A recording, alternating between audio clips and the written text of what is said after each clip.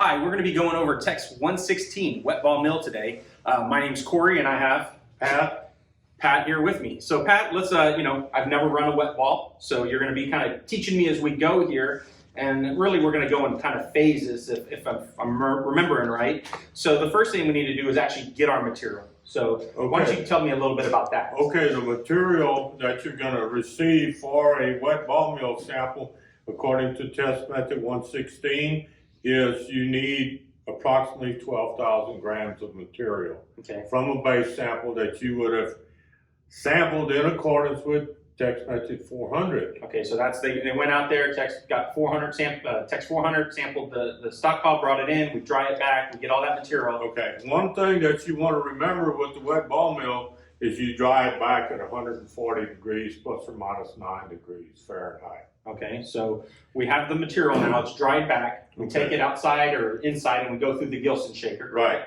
Okay. Right, and in 116 it gives you the group of sieves that you should screen it over. Okay. So we have done that. Which is all right over here behind us, right? It's all broke down right here behind us. So now we're at the point where we want to recombine a 3,500 gram sample, which is for the disintegration part for the base material. So what we're going to do is here's the weights that we obtained. Okay, so let me show them that real quick. From our, so we're going to be using this worksheet. So here, you can look at this, Pat. So this is So what we weighed out. These are the individual weights of starting with the 1 3/4 and then the 1 1/4, 7/8, 5/8, so on, down through the number 40 and the negative 40. So then we have calculated the individual percent retained on each one of these sizes of weights. Then we have calculated the cumulative percent retained. And then we calculated a 3,500 gram sample using these cumulative percentages to weigh up and recombine a wet ball mill sample. Okay, awesome. Okay. So that gives us the weights that we're going to weigh up right now. Right. So first one is there's 0 on the 1 3/4. So now let's do the 1 1/4, which is 259.0. You want me to do it or you want to do it? You can do it. Okay, so this is the 1 1/4. Now let's remember that whenever we're weighing this up, this pan, this is not in the test procedure, but it's really handy when you get down in the smaller sizes. If you weigh over that amount, it's easy to get out. Okay, so I'm going to tear all this out then, right? Yeah, that's correct. Tear everything out. So we're going to have 259. It's going to be. Now wait a minute. Can I hand select the rocks? Yeah, because you're way over. But anyway, look, on the large aggregate, you got to kind of mess around. Not a whole lot of time, but try. There you go. That's about okay. So I can just dump that out. Dump that out. So our next one. The 7/8. And is this cumulative or yes, retained? Yes. Uh-oh. Hey, you zeroed the scale. Okay, so I messed up. But we can fix that real quick by taking those few rocks back out. Yeah. And zero it out. Put that in. Okay. Okay. There now 640. 640. So take this.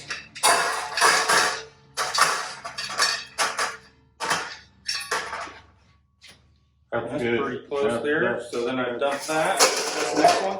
1,050. And so we continue doing this until we get to the 3,500 grams, correct? That's correct.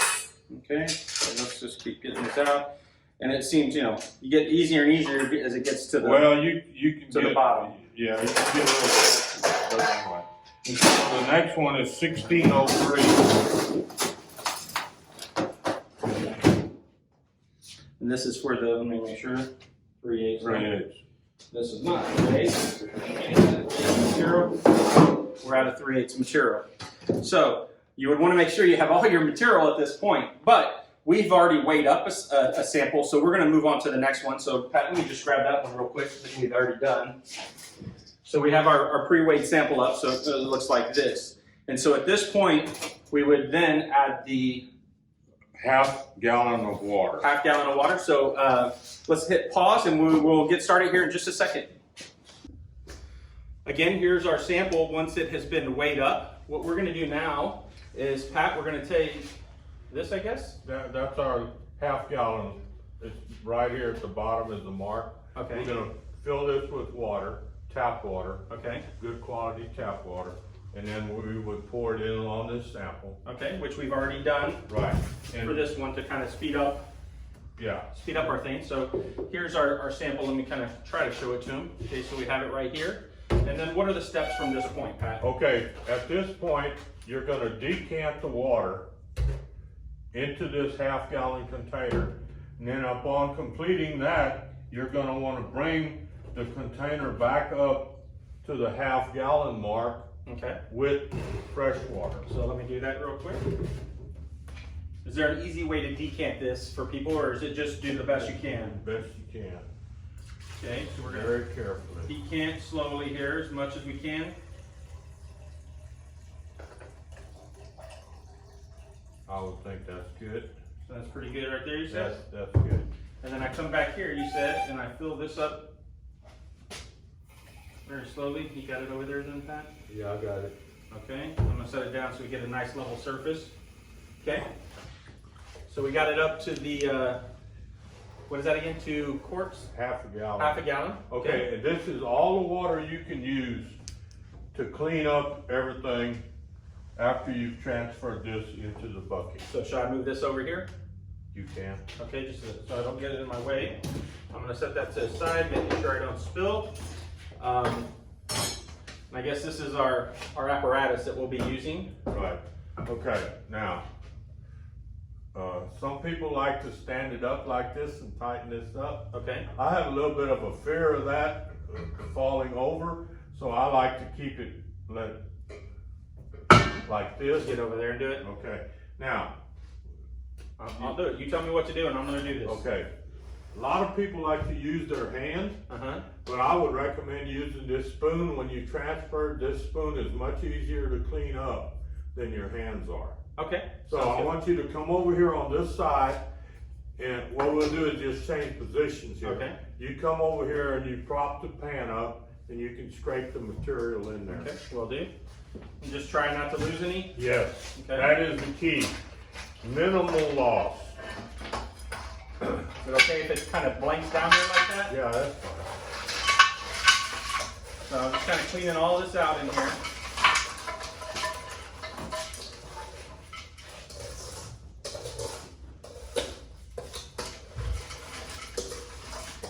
How long did we let this sit in the water before we 1 use it? hour. 1 hour? 1 Okay.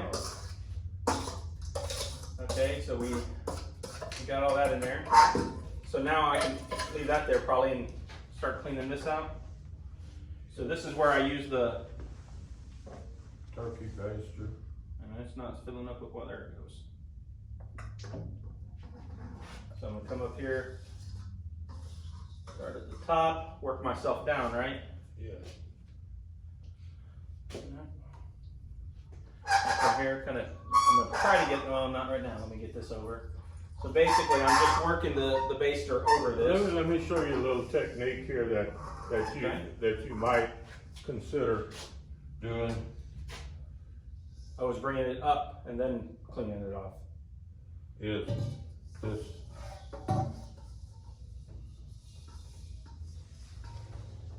Okay. And then you can Kind of get it all to one side and get it in there. Yeah. Okay, let me have that again. So there's no right or wrong way when it comes to that, huh? That's what It's what kind of you're each telling me? for his own. You know, the critical thing is minimizing material loss. Okay, so we got all of that. Let me Okay, get one more. that looks good. Let me get that. Just tap it right there. We're good. Now I gotta clean the, I'm gonna set this over here. Gotta clean the spoon. Yeah, I can see how not using your hand is a little nicer in this.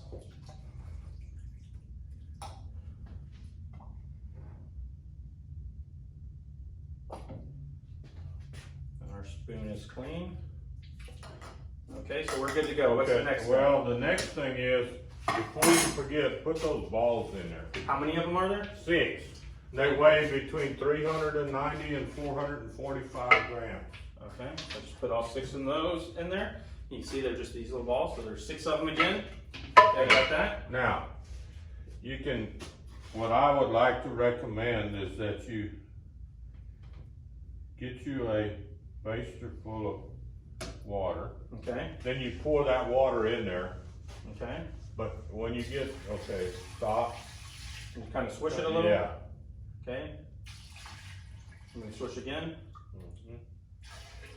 And then clean this out, is that what that's for? Well, I was gonna use some of this. Yeah, you can do that. Okay. But nice and clean. what I was wanting to keep a little bit for is to put on your hand and wet that O-ring. Okay. Because if that's the first one of the day to run, you could have some grit on it or something, and it might not seal. Okay, so then we're gonna get the lid next. The lid, and then Okay, here's this is the the brace. lid. That's gonna hold the lid in place. Okay, so I got the lid there. And you're gonna put it on something like that. Okay, go ahead. And I'm just gonna tighten that down right there. How tight does this need to be? That's just right. Just right. Okay. Why when you say just right, I want to do it more though. Whenever it doesn't leak, you did it just right. Okay. So Then now, you want to take it and you're gonna stand this up like this and lock it into place. lock it So you're into gonna- place. So it's probably hard to see for him, but he's tightening both sides. Just making sure they're. Okay, now, so, all right, everything's in place. Safety. Right. Here, why don't you stand over there, Pat? Plug it in. Okay. So we're gonna take the device. We leave it plugged out while we're doing all that, so no one gets hurt. Plug it back in. Okay. So And it I'll came on. press R For reset. and check the emergency stop, make sure it's off. Okay. Push, there's the reset button in the back. Since we had it unplugged, Where's that at? it's right here. Okay, I see it. So, okay, now, That could have taken an arm off. now you would let it run Okay. at 58 to 62 RPMs for 10 minutes, which will give you 600 revolutions. After you've done that, So hold on. Let me see it run though. Pat, can you move your hands? So I have to hit this button back here every time. So now it's here. Just that first time if we had it unplugged, it does that. Gotcha. So it's gonna go how many? 600 revolutions. 600 revolutions. Okay, so let's just say we went 600 revolutions. Now what do we do? Now you're gonna remove the material and wash it over a number 40 sieve. Okay, so we got all of our stuff now. While that was going through its revolutions, one thing that we can do is, Pat, you have some extra things in here. It looks like it might be a little helpful thing. So we have a big pan. And the only reason we have this pan is we try to catch a lot of our wash water because we don't have a sand trap. Okay. And I mean, if you have a sand trap, you can just let everything go, all the minus 40 material go in the sink. I would think this kind of lifts it up too, which makes the It fall does. not so It makes it so really far. nice. Go ahead and put the So grill then we back got the grill on on there. there. On the And direction. then what we have here is a number 4, a number 40, a number 4, and a 1 3/4 inch sieve. Okay, so when we begin to dump this material, So I need to loosen it up or no? let me go through it first. Okay. What we're gonna do is we're gonna dump this material on this sieve. Okay. On that 1 3/4 inch sieve. What doesn't come out, we can scrape out with a spoon. And this 1 3/4 inch sieve is gonna catch the balls Okay. because they're 1.875 inches in diameter. Okay. That, when it catches the balls, everything else will go through and land on the 40 and the number 4, the number 40 and the number 4, and it'll we just let it play. It's okay. He's just going to hit decline and we'll keep going. So, but you know, that happens. This is just a little helpful video for you guys that Josiah is going to be using, or Buster. Okay. So should I lift this up though first? Yes. Okay. But just a minute, let me, I was going through this. You're gonna, all the material's gonna land on these sieves. Gotcha. And then our minus 40 will go through there, okay? So, take this, loosen that, pull that pin, there you go. Now, Tighten this back up. tighten it. Tighten it. Okay, let's open up so they can see us on the video, Pat. Okay, now, So we gotta be careful. It seems to rotate pretty easy there. good. All right, so take that brace off. Is there a way to lock this into place to where this doesn't rotate? No, that, the way you did it, tighten these up, that's about it. That's the only way. Okay, so I'm gonna pull this off. So in here, we have our lid, which we're probably gonna need to clean up. Okay, you can go ahead and wash that off. I'm gonna kind of gently squirt this down. Whoa. Okay, Okay, I'm gonna set this back here again. Okay, so now you're gonna, tip it over.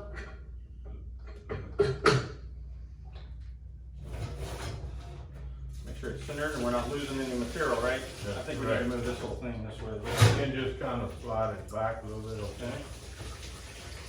Now, being we have those sieves and it's just a little bit tall, what I would do is take this spoon and just rake the Okay, material I'll do out. that real quick. So I'm taking that. Just very gently. Breaking the, probably can't hear me. Breaking all that material out. And again, you said this is a percent loss test, so we don't want to lose anything. That's correct. I'll get all this out.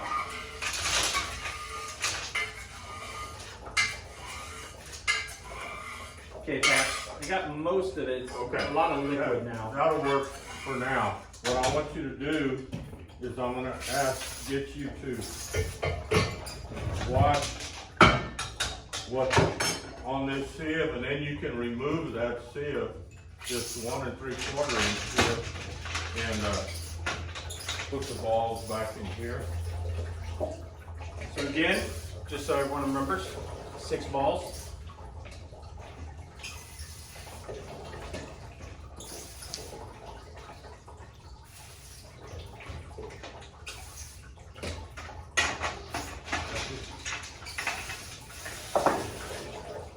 So everything has gone through that sieve, and I've rinsed it out, so we're good. So I can put this off to the side, right, Pat? Correct. Okay. Now, Should I wash this now, or should I no, clean the bucket out. clean the bucket? Okay, so I'm gonna dip this over. I'm gonna give me a little bit more.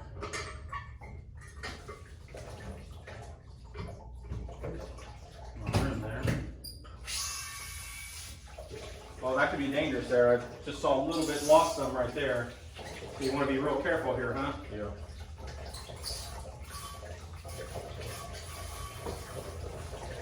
Let me make a suggestion. Okay. If you'll turn this like this, Then that would. that baffle is easier to wash. Okay. I got you. That made it a lot easier. I'm getting it all out. There you go, Pat. It's all out now. So can I put it back up then? Yeah. Okay. Okay. Now, so now what you want to do is you're going to wash all of this material.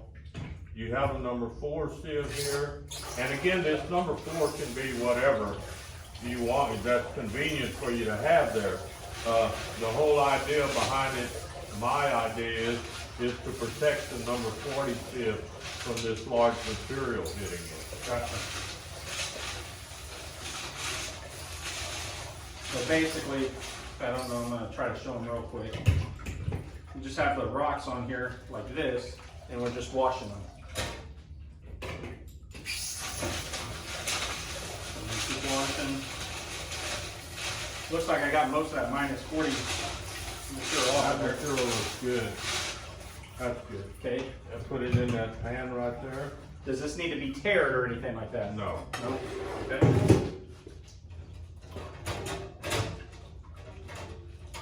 So I'm just taking the material out of here. And I need to get all that out. So can I go like this? Yeah. Okay. That'll work just fine. Take that a little bit over there. Just making sure all those rocks get in there.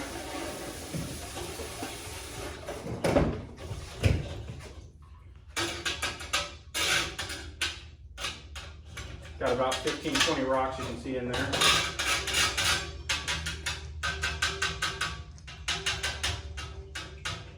So I got them all out. Now that you need to really be thorough with and wash. Okay, just so y'all can get a view right there. I'm just going to wash this.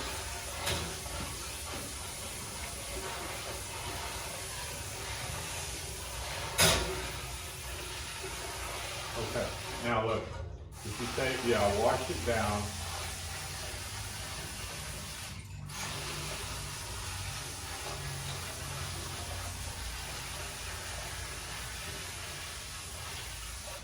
So it's pretty good. So I can actually dump some of it and then redo it, right? Mhm. So I'm going to come over here. Get as much out of that as possible. I'll lower the pressure just a tad bit.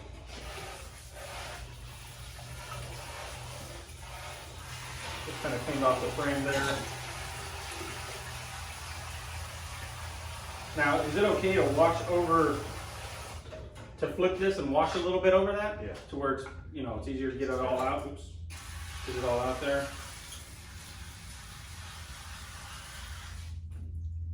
Okay.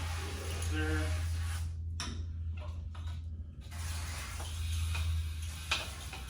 Okay, I get all that material out. Do I need to decant this? Okay, what I would do is I would take it and I would set it up like this and I would let it settle out a little bit so you don't get any of your number 40 material. And Let it settle out a few minutes okay. and then you can put it in 100. Remember, you're going to dry it at 140. So we dry it at 140 degrees. Once it's dry, we bring it back out and we just wait again and it's No. Okay. You have to screen it over the number 40 sieve one more time. Okay. And then what you're going to do to find out what your wet ball mill value is, remember the sample was 3,500 grams when we began. Mm-hmm. Okay, so then you're going to screen it over the number 40 and you're going to weigh everything that's retained on the 40 and sieve. up. Okay. Right. And then that's what you lost, the difference between your total number 40 and what you have left, I mean your 3,500 and what you have left retained on the number 40. That's your percent loss for the wet ball. Well, you subtract that from 3,500 and you're gonna get a number and that's your percent, gonna be your wet ball mill value. Okay. So this is more of the hands-on portion of it. And so we hope this video has been helpful to you. Thank you so much.